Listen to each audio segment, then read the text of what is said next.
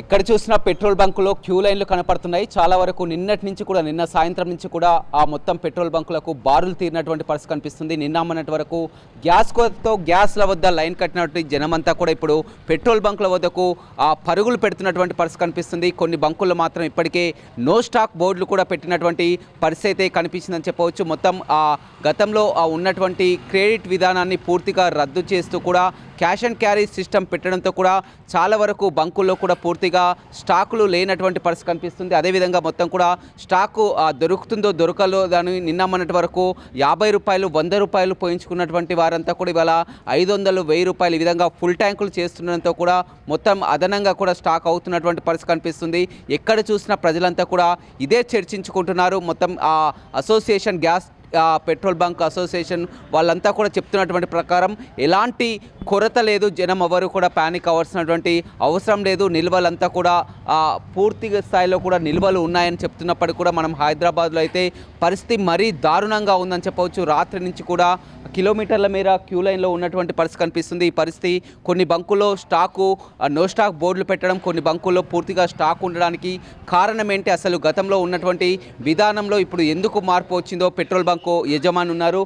చెప్పండి, మొత్తం మీద ఎక్కడ చూసినా కానీ కొన్ని బంకులు ఇప్పటికే నో స్టాక్ బోర్డులు పెట్టడం జరిగింది. కొన్ని బంకుల్లో స్టాక్ ఉన్నటువంటి పరిస్థితి, ఎందుకు ఈ పరిస్థితి ఎలా తలెత్తింది? ఇది ప్రస్తుతము ప్రజల్లో ఒక భయాందోళన ఏర్పడి కృత్రిమంగా ఏర్పడిన కొరత తప్ప ఎక్కడ బంకుల్లో నో స్టాక్ ఉన్న పరిస్థితి అయితే ఏం లేదు. ఇప్పటి వరకు మేమైతే పెట్రోల్ పంపులు సంపూర్ణంగా రన్ చేయడం జరుగుతున్నది. కాకపోతే ఏంటంటే పైన యుద్ధం జరుగుతున్నది, మరి మన దగ్గర స్టాకులు సరిపడా ఉన్నాయా లేవా అనేది ఒక ప్రజలలో ఒక భయాందోళన. దానికి తోడు జరిగింది ఏంటి అంటే అసలు విషయం ప్రజలకు పూర్తిగా అవగాహనకు వచ్చే విధంగా చెప్పలేకపోతున్నట్టున్నారు. ఏదైతే కంపెనీలు ఆయిల్ కంపెనీలు మొన్న ఈ పండగలకు ముందు ఉగాది రంజాన్ పండగకు ముందు ఒక నిర్ణయం తీసుకోవడం జరిగింది. పెట్రోల్ బంకులలో ఏదైతే గతంలో అన్ని కంపెనీలు బంకు యాజమాన్యానికి క్రెడిట్ ఫెసిలిటీ ఇచ్చేది, ఆ క్రెడిట్ ఫెసిలిటీ 1-2 లోడ్లతో బంకులను రన్ చేసేవాళ్ళం. కానీ ఏదైతే యుద్ధ వాతావరణం ఏర్పడిందో మరి ఏం జరిగిందో ఏమో, క్రెడిట్ ఫెసిలిటీ అనే దాన్ని యుద్ధ వాతావరణానికంటే ముందు నుంచే ఈ యొక్క క్రెడిట్ ఫెసిలిటీ రద్దు చేయడం జరిగింది కంపెనీలు.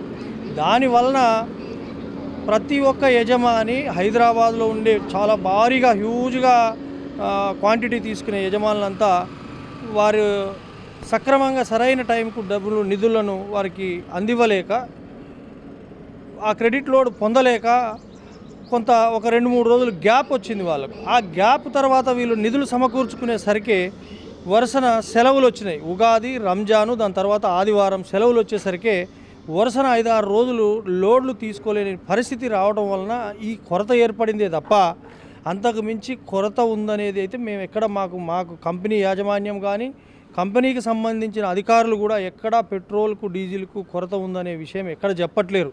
కానీ ప్రజలకు బాధ్యత వహించాల్సిన కొంత సోషల్ మీడియా కానీ పత్రికలు కానీ మీడియా ద్వారా కానీ కొంతమంది అధికారులు కానీ ప్రజలను భయభ్రాంతులకు గురి చేసే విధంగా వార్తలు ప్రచురించి వాళ్ళని భయభ్రాంతులకు గురి చేయడం వల్ల నిన్న మొన్న 50 రూపాయలు 100 రూపాయలు వేయించుకునే ఒక్కొక్క కస్టమరు ఈరోజు 500 1000 1500 రూపాయలు పెట్రోల్ ట్యాంకులలో నింపుకోవడం వలన పెట్రోల్ బంకులలో ట్యాంకులలో ఉండాల్సిన పెట్రోల్ డీజిల్ అంతా వాహనాల ట్యాంకులలోకి వెళ్ళిపోతుందే తప్ప ఎక్కడ కొరత లేదు. ఇప్పుడు ఎలా ఉంది సిస్టమ్? గతంలో ఇప్పుడు ఇక్కడికి వచ్చిన తర్వాత కూడా మొత్తం కూడా ఫిల్ చేసిన తర్వాత వాళ్ళంతా బయట నుంచి వచ్చిన తర్వాత క్యాష్ ఇచ్చినటువంటి పరిస్థితి, ఇప్పుడు అడ్వాన్స్గా క్యాష్ చెల్లిస్తున్నారా? ఎప్పుడైనా పెట్రోల్ బంకులలో దాదాపుగా క్యాష్ అండ్ క్యారీనే ఉంటుంది. కానీ ఇప్పుడు ఉదయం నుంచి మాకు అసలు యాజమాన్యానికి బంకులలో పనే ఉండదు. మాకు ఏదైనా దానికి సంబంధించిన స్టాఫ్ ఉంటారు, వాళ్ళే చూసుకుంటారు. కానీ ఈ యొక్క నిన్న సాయంత్రం నిన్న మధ్యాహ్నం ఏదో నల్లగొండ పట్టణంలో ఒక వార్త వైరల్ అయిందని మాకు తెలిసింది. ఆ వార్త ఏదైతే వైరల్ అయిందో అదంతా ఫేక్ వార్త. ఎక్కడ నల్గొండనే కాదు, హైదరాబాద్లో చూస్తున్న మొత్తం కూడా కిలోమీటర్ల మేర కూడా ప్రతి బంకు వద్ద కూడా ఉన్నటువంటి పరిస్థితి.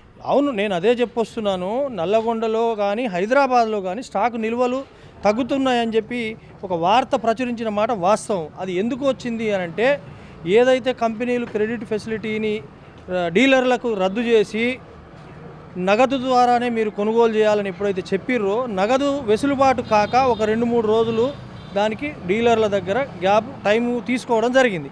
దాని తదుపరి వరుసన 3 రోజులు సెలవులు రావటం వలన ఈ యొక్క గ్యాప్ లోడ్లు అనేది ఒకేసారి మనము ఏదైనా ఒక కంపెనీకి ఒక డిపోకు రోజుకు 100 లేదా 200 లేదా 300 ట్యాంకర్లని నింపే సామర్థ్యం ఉంటుందే తప్ప ఒకేసారి మనం 1000 ట్యాంకర్లు తీసుకెళ్ళి ఆడ పెడితే మాత్రం నింపే సామర్థ్యం ఉండదు కదా.